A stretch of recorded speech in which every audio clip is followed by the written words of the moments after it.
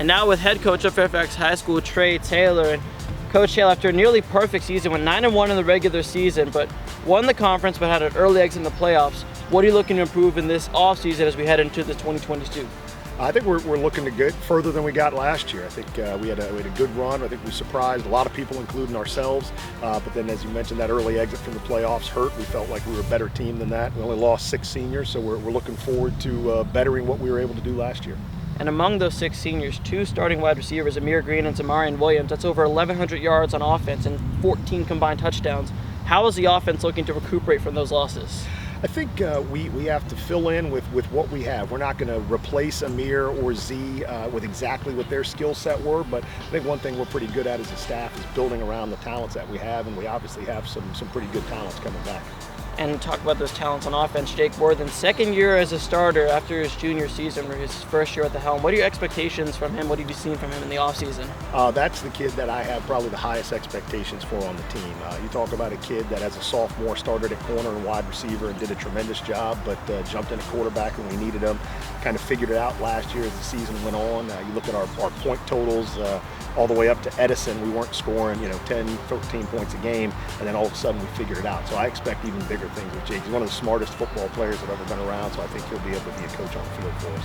And moving on towards kind of the defensive side of the ball, Tony Rojas, obviously an amazing running back, almost 1,600 yards, 24 touchdowns last season. But as a highly touted recruit and as he's committed to Penn State, what does that show for the team? How does that maybe motivate them or show that they can also reach those heights and go play big D1 football? Well, I'm not sure if they all can go play big D1 football, but we can all put effort out, and that's what we talk about. It doesn't take any talent to put forth effort, and hopefully Tony's going to set the bar for those guys with his ability out there. I don't think anybody wants to let anybody down this year. That's what I keep hearing from the kids, and I think everybody feels the onus is on them to do their job, and I think if we can get 11 guys doing that on defense, then we're going to be pretty successful. And going back to offense, as I mentioned, Tony had a stellar running back season. What are we going to see from him on offense? Are you going to keep that same role? Are you going to elevate his role a little bit? What are we going to see from him? I think the addition of Braden Horacek is going to allow us to do a few more things with Tony. We got, Tony's now the slower of our 2 running backs, so I think that's going to create a lot of issues for teams. But I think we're going to be able to utilize Tony in some other roles outside of running back. He's still going to run the ball plenty, but I think we're just going to have a little more flexibility in what we're able to do with him this year. And do you think that an offense as a whole, losing 2 starting wide receivers, are you going to go more small ball, do you think, or is it still going to trust your guys to go out and catch footballs? Again, in credit to Coach Parker and our offensive staff, one thing I think we do really well is we're not set on, every season we're going to run this much or pass this much. It's all based on who we have. And I think we have an experienced veteran quarterback coming back that can run the ball, which really hasn't been seen yet. You got Tony back, you add Braden, you add a couple more guys, and then a couple of returning guys that were out there last year. I think we're just going to be able to capitalize on the skill sets we have out there and play them off each other, right? If you're going to defend Tony, then we're going to figure out what to do with the other 4 guys to make you pay for it.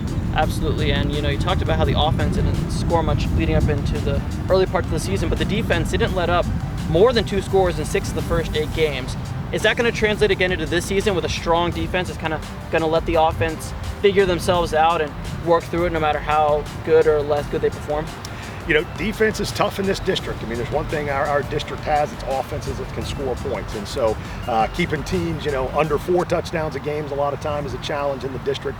But I think, on defense this year, again, we're replacing guys, but we're standing Tony up. He's going to be at linebacker. He's the number 8 linebacker in the country, so he ought to be a pretty good high school linebacker.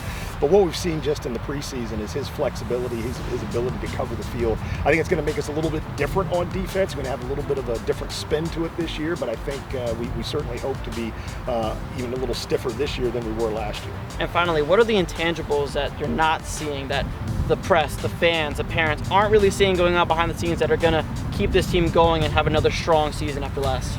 I think there are 2 things for this team. I think one, it's the amount they care about each other. It's something we talk about a lot of times is the team, the family aspect, and these guys really do like each other and they really do care for each other and they want to do their best for the other guy, not to impress coaches or fans or anybody else. They want to not let their teammates down. And the other piece is just the memories they have from last season. I'm not sure at the beginning of the year if we thought we could make the playoffs, and then we made the playoffs as the 3 seed. And then we felt like at that point we ought to win, and we just didn't show up. So I think having a little taste of the playoffs hopefully is going to light a fire under us and make us realize that we can compete with the best teams out there. We just got to go out there and play like the team we are. Head Coach Trey Taylor, ready to get a rocking and rolling going into the season. But right now we're here at training camp at Fairfax High School, and we'll see you in the fall for more DMV football action. Thanks, Coach. Go Lions.